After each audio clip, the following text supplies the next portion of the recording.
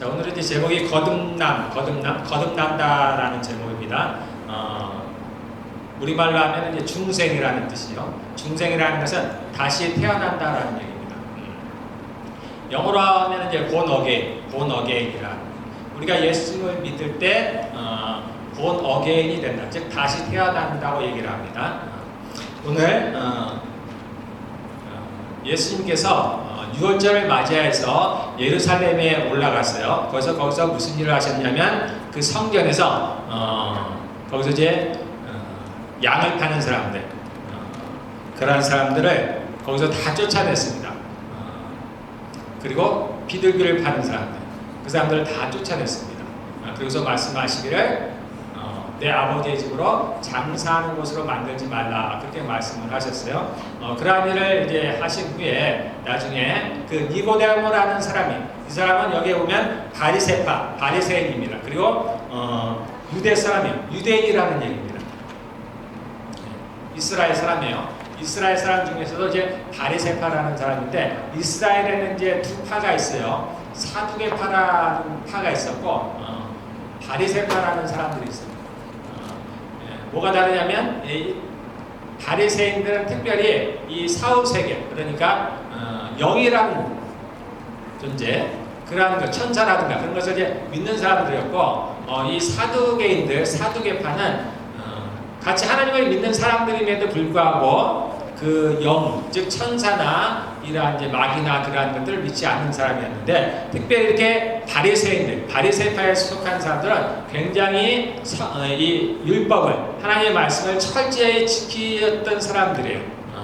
그래서 이 니고데모라는 사람도 하나님의 말씀을 잘 지키려고 했던 사람들, 그 사람 중에 한 사람입니다. 율법을 잘 지켜오며 살아왔던 사람이에요. 그런데 이분이 이제 예수님께서 이 성전에서 예루살렘에 이제 성전이 있었죠. 큰 성전이 있었어요.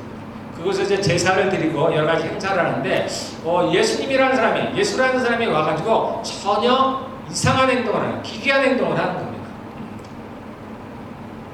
그래서 거기서 사람들에게 양을 팔아요. 양을 판다는 얘기는 뭐냐면, 멀리서 그 예루살렘 성전에서 제사를 드립니다. 예전에는 이제 양으로 제사를 드리잖아요. 그런데 멀리에서 이 사는 사람들이 그 멀리에서 짐승을 가져올 수가 없어요. 동물을 가져올 수가 없습니다. 양이나 소를 직접 끌고 오기에는 너무나 어려워요. 그래서 돈을 가지고 오는 거예요. 돈을 가지고 와서 이곳에 이제 성전에 와서 돈으로 이제 그러한 것들을 사서 제사를 드리는 거예요. 그런데 그들이 그런 이제 소위 매매죠. 매매하는 과정에서 이제 마치 장사를 하듯이 이득을 취하는 겁니다. 그러니까 이제 이 예수님이란 분이 와가지고 그들을 다 쫓아냈어요. 그래서 아버지의 집으로, 하나님을 자신의 집 아버지라고 한답니다. 나의 아버지의 집으로 장사하는 집 만들지 말라. 이곳은 만민이 기도하는 집이다 라고 하면서 그러한 일을 하는, 아무도 그런 일을 할 수가 없어요. 그 누구도 그러한 일을 한 적이 없습니다.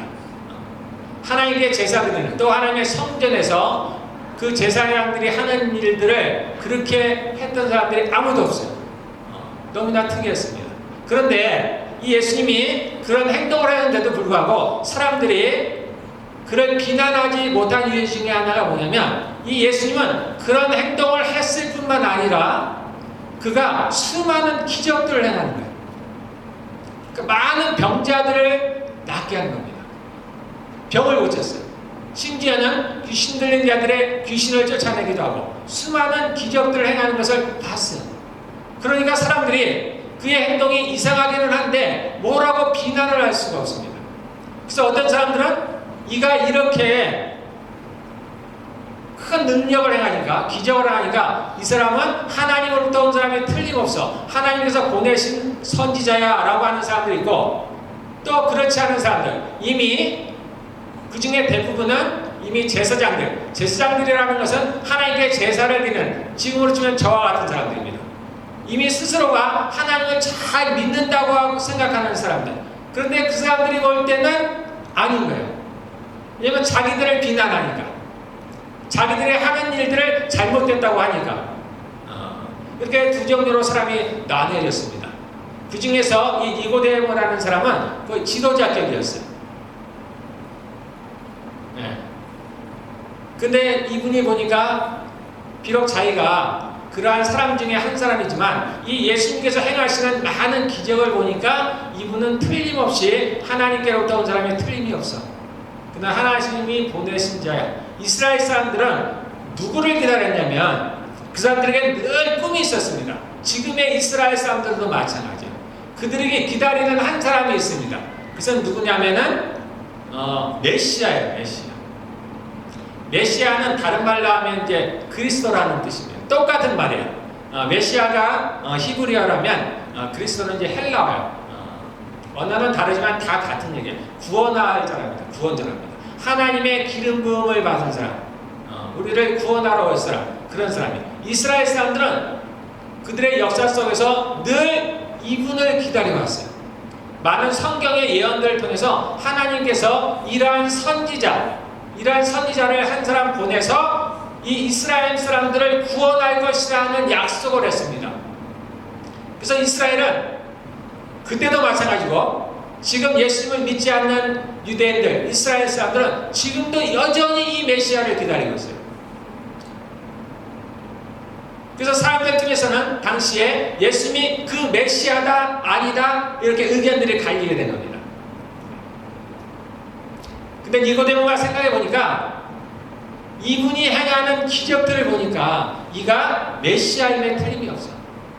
하나님이 보내시겠다고 하는 그 선지자임에 틀림이 없어.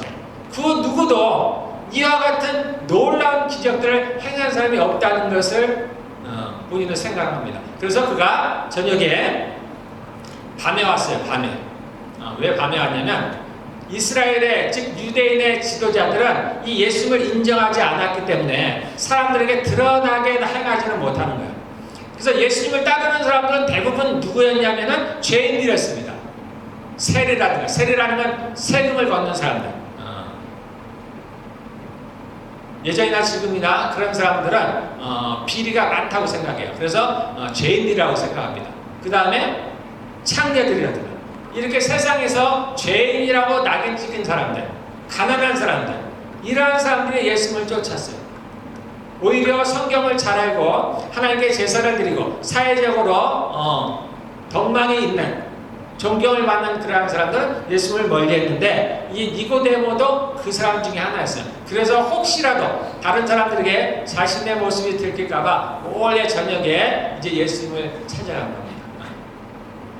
그리고서 이제 그가 뭐라고 얘기했냐면 랍비님, 즉 선생님이라는 뜻이죠. 선생님은 하나님께로부터 온 분이 틀림없다. 제가 보니까 이러한 기적을 행한 것을 보니까 하나님께로부터 온 그 메시아임이 틀림없다라고 얘기를 합니다. 그런데 우리가 이제 주목할 것은 예수님의 대답이에요. 항상 이제 우리가 이제 예수님께서 실제적으로 지금부터 한 2000여 년 전에 이스라엘 땅에 오셔갖고 행했던 일들을 기록해 놓은 것이 여기 책이 4권이 있습니다. 이 복음서라고 하는데 마태, 마가, 누가, 요한복음입니다. 여기 예수님의 행적을 기록해 놓은 거예요. 근데 이 복음서를 읽다 보면은 우리가 가끔 느끼는 게 뭐냐면 질문을 하는 사람, 예수님께 뭔가를 질문을 하는 사람도 있는데 예수님의 대답이 그 사람이 질문에 맞는 대답을 잘 안 해요. 좀 다른 대답을 합니다. 다른 대답. 그래서 이 니고데모도 마찬가지요. 보니까 선생님은 하나님께로부터 그 메시아임에 틀림없습니다. 그래서 어떻게 보면 자신의 신앙을 고백하는 것 같기도 하고 이제 어떻게 보면은 더 나아가서 예수님의 제자가 되고 싶다는 그러한 이야기도 같은데 주님은 그거에 대한 대꾸를 하시는 게 아니에요. 너가 나를 알아봤니? 너가 나를 메시아라고 생각하니? 너가 나의 제자가 되려고 하니? 그럼 나를 따르거라. 이 얘기를 하시는 게 아니에요. 니고데모는 아마도 이러한 대답을 듣고 싶었을지 모릅니다. 그런데 주님은 다른 얘기를 하셔요. 주님이 하고 싶은 얘기를 하신 겁니다. 뭐에 대해서 말씀하시냐면 거듭나는 것에 대해서입니다. 전혀 다른 얘기를 해요. 뭐라고 말씀하시면 내가 진정으로 너에게 말하는데 누구든지 다시 나지 않으면, 다시 난다는 얘기는 다시 태어나지 않으면 하나님의 나라를 볼 수 없다. 너가 나를 안다고 하는데 너가 나를 혹 메시아로 생각을 하는데, 너가 나를 하나님의 보내신 그 선지자라고 생각을 하는데, 너가 거듭나지 아니하면, 다시 태어나지 않으면 너는 그 진실을 알 수가 없어. 그래서 이 니고데모가 스스로는 지금 나름대로는 안다고 생각하는 거예요. 자신이 생각할 때는 자신이 그 진리를 발견했다고 생각하는 겁니다. 그런데 주님은 말씀하시기를 그렇지 않다는 겁니다. 다시 태어나지 않는 한 그 누구도 하나님의 나라를 알 수가 없다는, 예수님을 알아볼 수가 없다는 거예요. 그 니고데모는 이러한 얘기를 들어본 적이 없어요. 다시 태어난다고요? 사람이 다시 태어난다고요? 내가 다시 태어나야 하나님의 나라를 볼 수 있다는 게 눈으로 본다는 얘기가 아니죠. 알게 된다는 얘기예요. 그래서 이 니고데모가 적은 나이가 아니죠. 그리고 사회적으로 굉장히 똑똑한 사람입니다. 존경을 받고 있는 사람이에요. 그런데 자신은 도대체 이해가 안 돼요. 이 나이가 돼도 사람이 다시 태어난다는 얘기를 들어본 적이 없어요. 그러니까 아주 보기에 어린아이와 같은 질문을 합니다. 사람이 늙었는데 어떻게 다시 태어나겠습니까? 그럼 내가 다시 엄마 뱃속으로 다시 들어가야 되나요? 정말 어린아이와 같은 질문이죠. 말도 안 되는 질문이지만은 이 니고데모는 다른 것을 알 수가 없어요. 다른 것을 모르는 거예요. 다시 태어난다는 것이 무엇인지를 전혀 알지 못합니다. 그렇다고 본인이 메시아로 생각하는 이 예수님을 함부로 얘기할 수도 없어요. 그 말을 무시할 수도 없습니다. 그래서 자신이 아는 바대로 얘기를 합니다. 어떻게 다시 태어납니까? 내가 다시 엄마 뱃속으로 들어가야 되나요? 또 예수님께서 또 뭐라고 말씀하시냐면, 내가 진정으로 너희에게 말한다. 누구든지 물과 성령으로 나지 않으면 하나님의 나라에 들어갈 수가 없다. 자, 태어나는데, 난다는 이야기는 태어난다는 얘기입니다. 태어나긴 태어나는데 뭘로 태어나냐면 성령으로 태어나는 거예요. 성령으로 태어나는 거예요.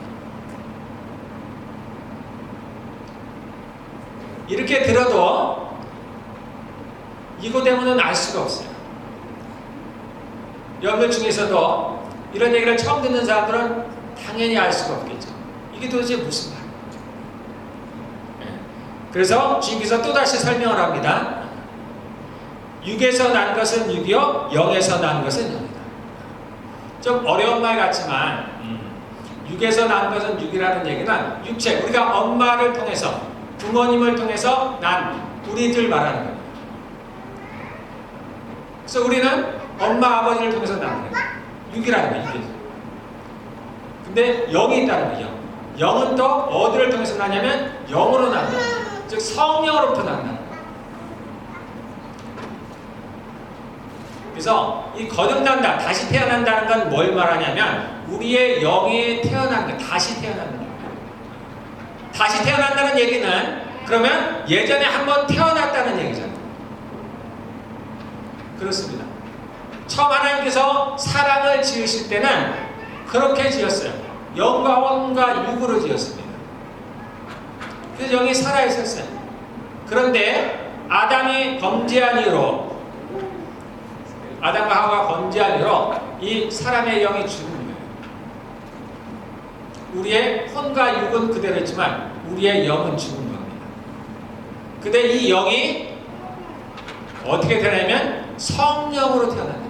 그리고 이 영이 살아나야 비로소 하나님의 나라를 알 수 있게 됩니다. 그리고 이 영이 태어나야, 이 영이 살아나야 그러한 사람들만이 하나님 나라에 들어갈 수 있다는 겁니다.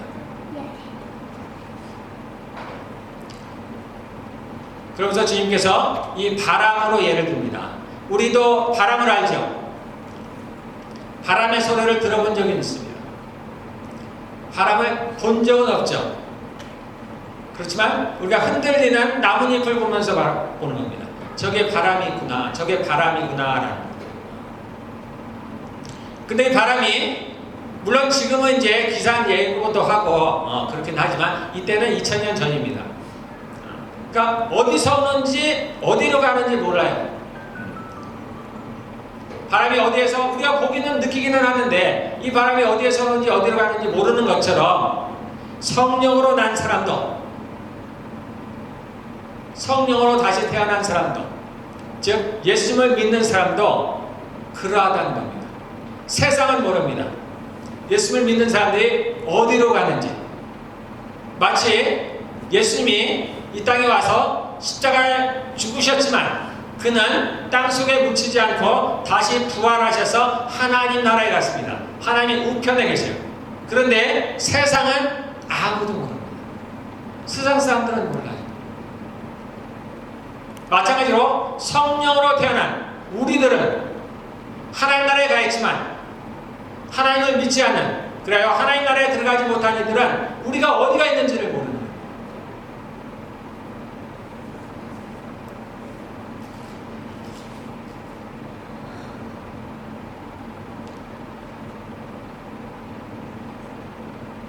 로, 3장 16절은 우리 이제 성경에서 가장 유명한 구절이에요. 하나님의 세상을처럼 사랑하사 옛날이 아니죠. 다른 버전에서 우리가 외우는 건 하나님의 세상을처럼 사랑하사 독생자를 주셨으니 이는 저를 믿는 자마다 멸망치 않고 영생을 얻게 하려 하심이라. 예수님을 믿는 사람들은 성령으로 거듭난 사람, 즉 영이 다시 태어난 사람들은 하나님 나라에 들어갑니다. 그래서 그곳에서 영원히 함께 살아갑니다. 그래서 거기서 영생합니다. 그러니까 예수님께서 이 땅에 오신 것은 우리를 하나님의 나라로 인도하시기 위해서 우리에게 영생을 주시기 위해서 이 땅에 오셨다는 겁니다. 그러나 그 성령으로 거듭나기 위해서 우리에게 필요한 것이 뭐냐면은 믿음이라는 겁니다.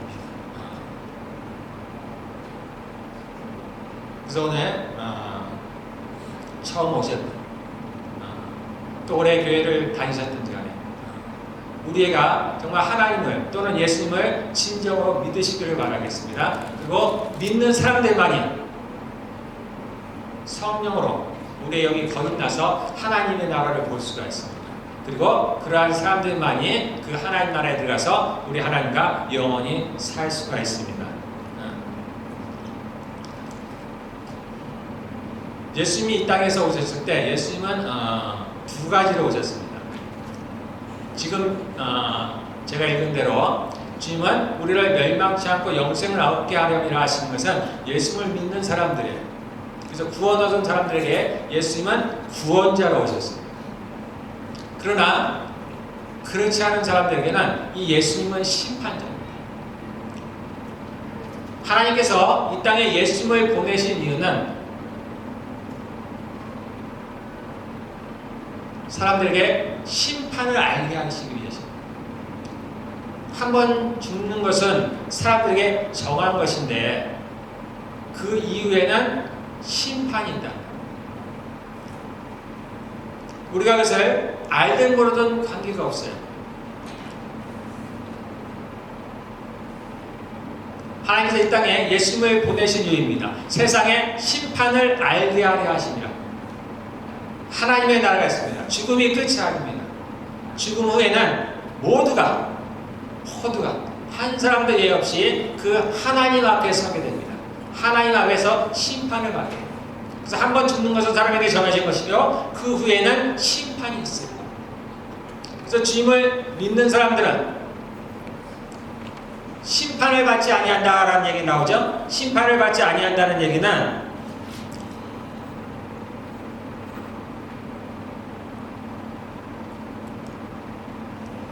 정죄받지 않는다는 정죄. 죄인으로 정죄받지 않는다. 그래서 예수님을 믿는 사람들은 정죄받지 않는, 심판을 받지 않는다.